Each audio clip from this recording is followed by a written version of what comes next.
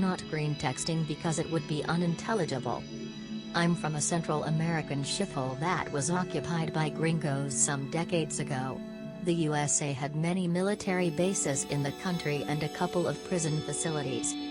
After they left, they just let everything as is. This was exactly in the 1990s, so nearly nobody really remembers much from that time. All newspapers that had any article or news about some of the incidents mysteriously disappeared from the face of Earth. I was a little retarded fuck that could barely read, but my grandpa is an ex-military. He would rant and rage for hours on end because of how the government was covering all the blatant crimes they had been committing until their last single day. Now, why does this all is important? Because most of those places are still up yet vacant. They were designated for our military police to use, but I constantly hear stories of haunted places. Mostly the morgue, the hospital wings and the jails sections are told to be heavily haunted. They used to torture until death some people in the 60s, or so the stories tell. I qualified for a program and was in one of the militarized schools. The whole place was kinda odd looking. You see, the military police manages a huge budget, yet there were many vacant buildings in the distance. We were heavily warned to avoid entering those buildings.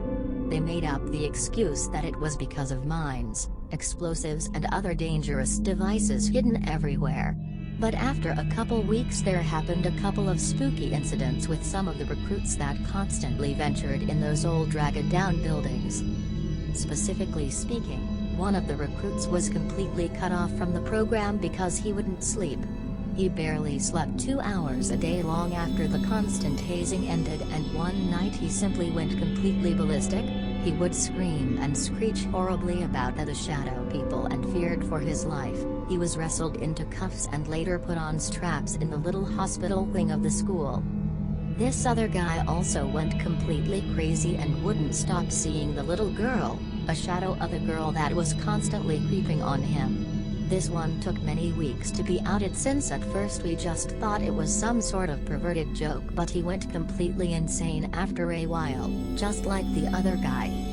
After this second incident, a corporal walked us into the gym of the school, you know, one of those big school buildings where students and recruits exercise.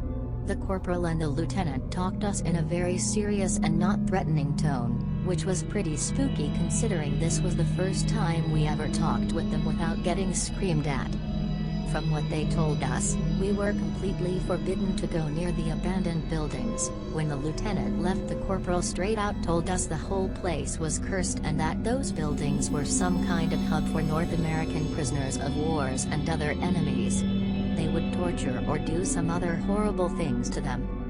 He also explained to us that another of the big buildings was a military hospital. The military police tried many times to make it useful again, but they would never stop having patients with manic episodes like what we saw, so the high ranks just decided to abandon all efforts and leave the buildings alone. I was a retarded prick on those times. Looking back, I now realize how lucky I was to not end up like the other guys.